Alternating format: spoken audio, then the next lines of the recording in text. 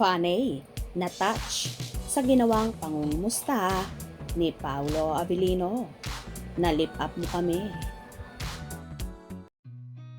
I've seen a lot of change, been through a lot of pain. Some things are not the same as they were a year ago, but all will be okay. I move on each and every day. The past. Ang bongga talaga ni Paolo Abilino ha. Hindi lang siya magaling na aktor at nakakakilig na ka-love team ni Kim Chiu, pero isa rin siyang concerned netizen.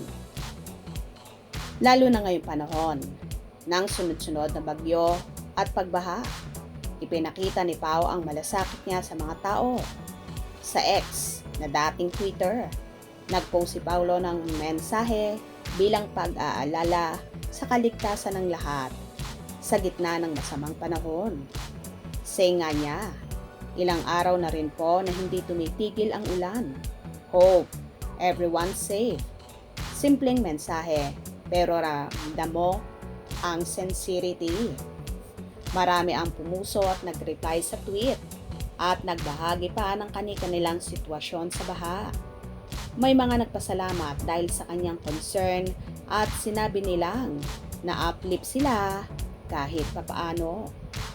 Sa gitna ng kalamidad, ang isang simpleng mensahe mula sa isang tulad ni Paolo ay malaking bagay na para sa mga fans.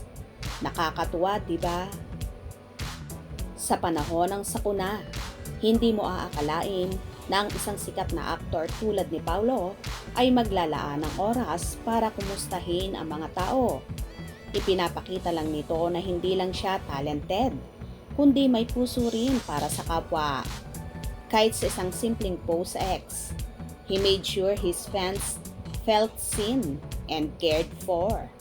Iba talaga ang isang Paolo Abilino. Makikita nga sa aktor na may busilak na puso at concern sa mga tao.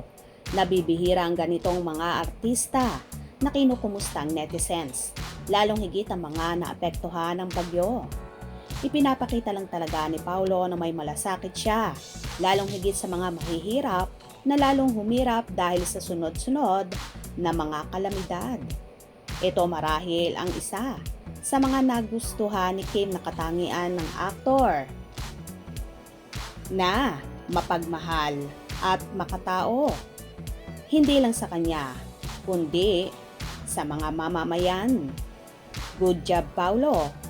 Marami kang puso na na-touch. Hope you enjoyed. Please subscribe for more info.